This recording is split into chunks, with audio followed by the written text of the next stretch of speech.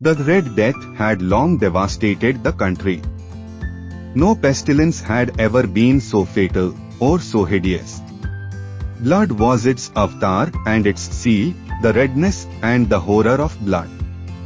There were sharp pains, and sudden dizziness, and then profuse bleeding at the pores, with dissolution. The scarlet stains upon the body, and especially upon the face of the victim, were the pest ban which shut him out from the aid and from the sympathy of his fellowmen. And the whole seizure, progress and termination of the disease, were the incidents of half an hour. But the Prince Prospero was happy and dauntless and sagacious.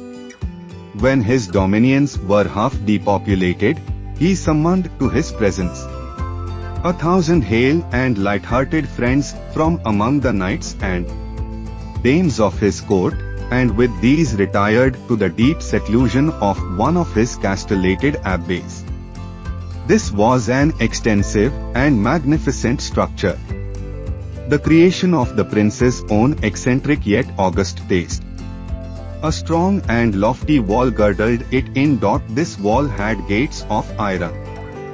The courtiers, having entered, brought furnaces and massy hammers and welded the bolts.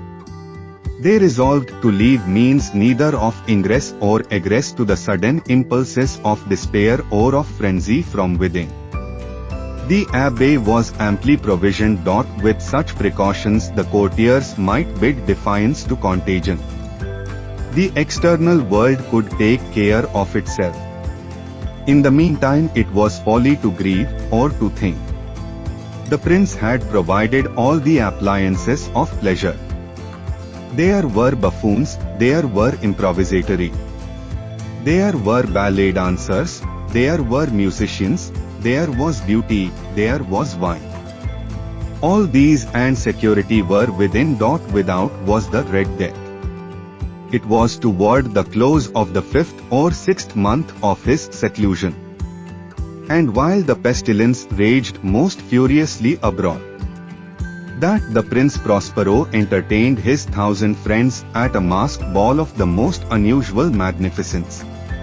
It was a voluptuous scene, that masquerade. But first let me tell of the rooms.